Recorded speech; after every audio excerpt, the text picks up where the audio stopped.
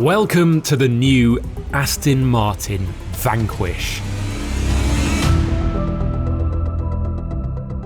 This is the type of car that 10 years ago many believed would cease to exist.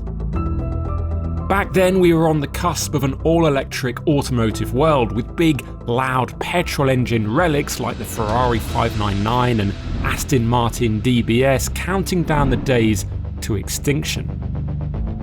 For those that love the sound and thrill of a large displacement internal combustion unit, it felt like the beginning of the end.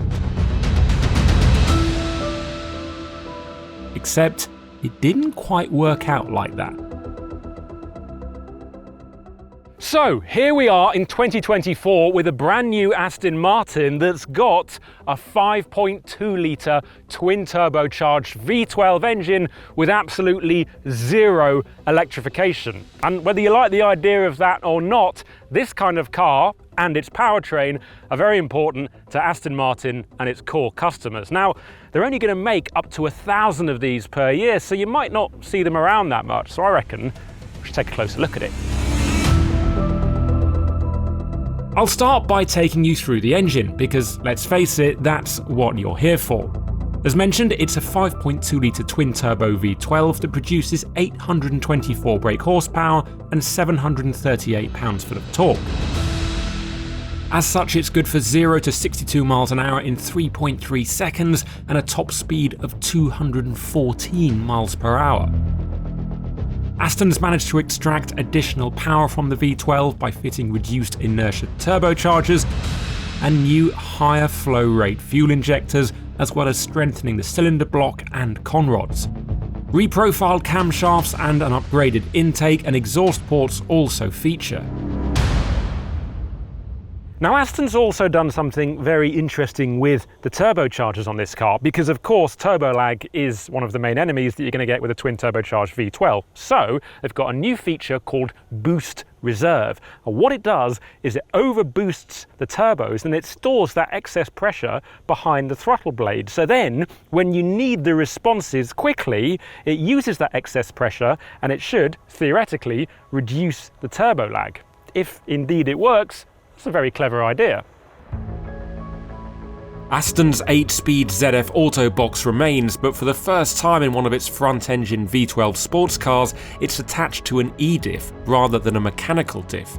Aston claims this to be an improvement, with the new electronic diff able to go from fully open to 100% locked in just 135 milliseconds.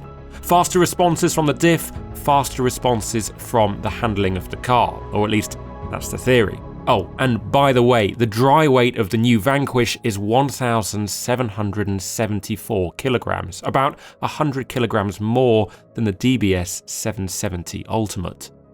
So just like the DB12 and the Vantage, the new Vanquish uses a bonded aluminium body structure with double wishbone suspension at the front and multi-link suspension at the rear. Nothing too crazy about that. But what is interesting is that lateral stiffness has been increased by 75% over the DBS 770 Ultimate, which was the most extreme version of this car's predecessor. So that should definitely sharpen up the handling.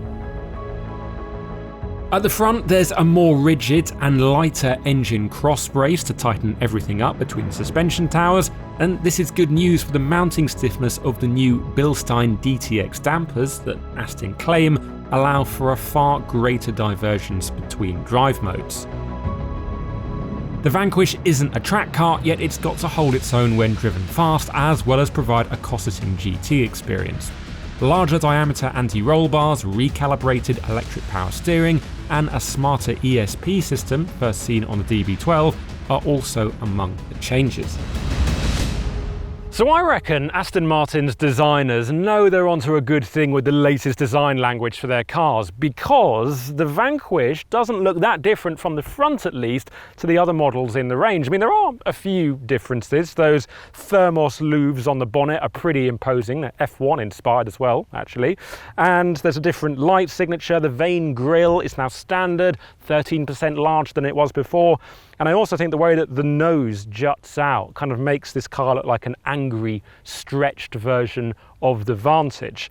But There's also a few other things that you might not be able to see. So there's an air intake going to the brakes just down there, and the brakes are now carbon. They're 410mm discs at the front and 360mm discs at the rear, and that's carbon as standard.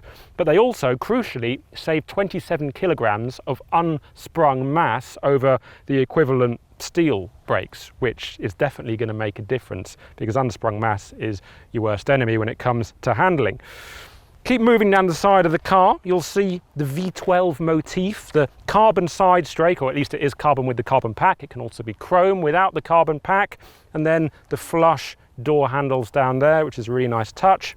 You also might spot that the wheelbase of this car is 80mm longer, but crucially, all of that increase in length has come forward of the A-pillar, so it makes the bonnet look somehow even bigger than it did before, and it was pretty massive on the DBS, so that's quite significant. Also, the width of the body on this car is 10mm wider, but crucially, because these mirrors are a little bit smaller, it means that the car at its widest points is a little bit narrower, which might come in handy if you're in a multi-storey car park. Come down the side of the car, and this rear three-quarter has got to be one of my favourite angles. It looks super sleek, super low down, and I love the Hofmeister kink that just brings the whole thing together. It gives it really nice width, and it just extends beautifully down to the rear of the car, which is one of the best bits. But before I mention that, actually, the roof. This has got the optional carbon roof. Standard, it's a panoramic roof, which is very cool, but probably not the best for your centre of gravity. So if you want the best handling Vanquish, then the carbon roof is, I'm sure, where it's at. But yeah, the rear of the car, I mean, yeah, if you thought the front wasn't that much different to other Astons, this definitely is. So you've got the super bluff camtail design here that you can see. That's really distinctive. Also, the Aston Martin shield, as they call it, the floating shield that accentuates the width of the car. You can have it in carbon or body coloured, and then the Valkyrie-inspired 7 LED blades for the tail lights, which is a wonderful bit of detail on there. Really like that. There's also a full width rear diffuser underneath, and the quad pipes, they are stainless steel as standard, but you can get titanium exhaust pipes as an option. Don't know about you, but there's so many really nice and intricate design details on this car, but crucially the whole thing works together quite cohesively. So it's a big thumbs up from me for the design, but what do you think? Let us know in the comments section below. Do you love it? Do you hate it? Do you prefer it to the previous DBS? Tell us. The cabin of the Vanquish continues the design theme seen on the DB12 and the Vantage, but with its own neat touches. That includes a lowered horizontal centre console and a chrome horizon line that replaces traditional stitching on the dashboard. What's also very obvious from sitting in here is that Aston Martin still loves physical controls, which in my book is excellent because there's way too many cars now, even supercars, that have sort of spoiled the experience with touch buttons and touch interfaces. For example, Ferrari with their touch start-stop button. It's nowhere near as enjoyable as a proper physical start-stop button like we've got in the new Vanquish, and that also doubles up as the drive mode selector. And it's the same material that you use for the climate control and the gear selector, where it's got a really nice texture to it, feels hefty, you've got buttons on the steering wheel, you've got proper paddles. It all feels like it should in an Aston. I'm a big fan of the obsession with buttons. And actually, speaking of the drive modes, you can select them down here, and we've got GT, Sport, Sport Plus, Individual, and Wet, and you can use that and find them with the dial, which again, it requires a nice hefty turn, which is very, very satisfying. There are still screens in here though. This is a 2024 car. It's not all just buttons. So we've got 10.25 inch infotainment screen and actually 10.25 inch digital dashboard display. And if you were used to the infotainment system in the DBS, this will honestly feel light years away. It is so much better. It's a massive improvement. It's a really responsive screen. The graphics are nicer. You've got better functionality. It's just an awful lot better. So no complaints about that. Really big improvement. The digital dash, it kind of feels like this car should have analog dials, a big Aston Martin GT Cruiser. We haven't got those, sadly, or at least analog physical dials, but you can get the dials on the screen, which you can customize pretty much to your heart's content and have different bits of information in the center and to the side. So looks pretty good, does its job.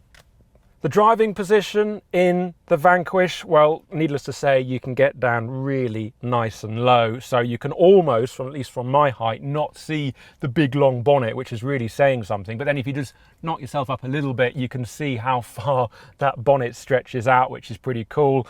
But yeah, I quite like sitting low down, as you would in a car like this. You feel nicely cocooned despite the size of the car. The windscreen's got a really nice rake to it. There's plenty of adjustment in the steering wheel and in the electric seats from the buttons down here. You've got 3 memory settings. It just feels like you are quite a small part in a big car, but you do feel an intrinsic part of it, which is the important thing. Last but not least, you might have noticed the very punchy colour in here. It's Côte d'Azur blue. It certainly makes a statement, but if you don't like that, you want something a little bit different, or you want something completely unique, the Q personalization service is of course available, and there are honestly so many different combinations of stitching and leather and colors. You could basically make it your own car that nobody else has. So if this doesn't appeal to you, rest assured there will be other flavors out there. The new Aston Martin Vanquish has the name and the looks to appeal to the ultra-wealthy clients it's aimed at. More importantly, it's one of the last remaining road cars to use a V12 powertrain, and along with the upcoming 12-cylinder Ferrari, carries the torch for internal combustion excess and grandeur. It won't be for everyone because of that, and far from it actually, but for those who still worship the noise, drama and brutal power of the high-capacity engine, its appeal will surely be irresistible. We'll find out what it's like to drive later on this year.